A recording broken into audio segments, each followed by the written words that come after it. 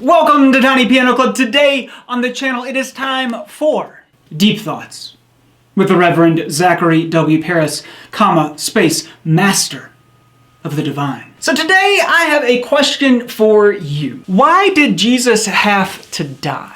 I think the answer that we think we know is that humans in general, ever since Adam and Eve, have been very, very bad little boys and girls, and God is very upset about this. God demands blood for how bad we have been. And Jesus comes along and he volunteers as tribute, and he steps in and he takes the punishment that we are owed from God. And because he does that, that is what makes Jesus so spectacularly Jesus. And I think this is the story that's been given to us, has been handed down to us, particularly through a kind of cultural understanding of what Christianity means. But if we stop and think about it, the story has some disturbing consequences. For one, it paints a picture of a God who is very vengeful and wrathful and angry, who demands blood for all the things that we do wrong. And it's very difficult for me to reconcile that God with the God that I find in the rest of the Bible, a God of love and life and abundance and inclusion. So if we take away this story of Jesus as tribute, the question remains, why did Jesus have to die? Well, guess what? I have an idea. To be fair, it's not really my idea. I'm stealing it completely from a French theologian named René Girard. What my very good friend René says is the most basic human desire is the desire to be an insider, to belong. And the good news is that in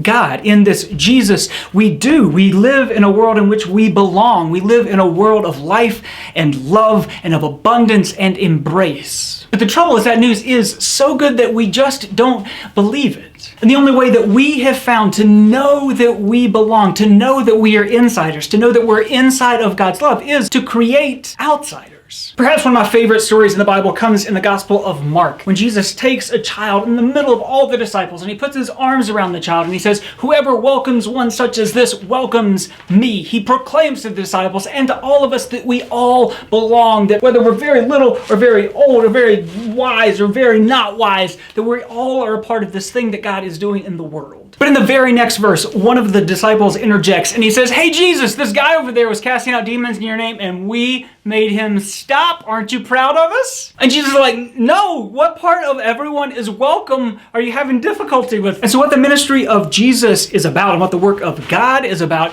continually inviting us into this abundant world where we have more than we need, where there is enough for everyone, where everyone is welcome and everyone is a part of this life-giving thing that God is doing. And so over and over and over again, Jesus is inviting us into this place of wholeness, and over again, we are saying, "Yeah, that sounds great, Jesus, but I could really use a scapegoat. I could really use somebody else who's not a part of this, because then I would really know that I am." And so finally, Jesus says, that is a terrible way to live. It's full of pain and heartache and stuff that you could just avoid by living into the fullness of everything as it is. But if that's how you want to do it, if that's how you have to do it, if you have to have an outsider in order to know that you are an insider, then I will bring that to you. I will give you that reality. I will be the outsider so that you will be the insider. And so the death of Jesus is Jesus becoming the ultimate scapegoat. So that whenever we feel like we need to draw a line in the sand or build a giant 2,000-mile long wall, Jesus is there to be on the other side of it so that the rest of us, so that all of our broken humanity can be on the other side, so that we can know the wholeness and the life and the love that God is bringing into existence and is dragging us into, kicking and screaming and dragging our feet. And so that's my deep thought on why Jesus had to die. If you have some deep thoughts on why Jesus had to die, or maybe this doesn't make any sense to you, or maybe some light bulbs came on or went off, let us know. And of course, if you have some deep questions, be sure to leave those in the comments below and we'll wrestle with them together.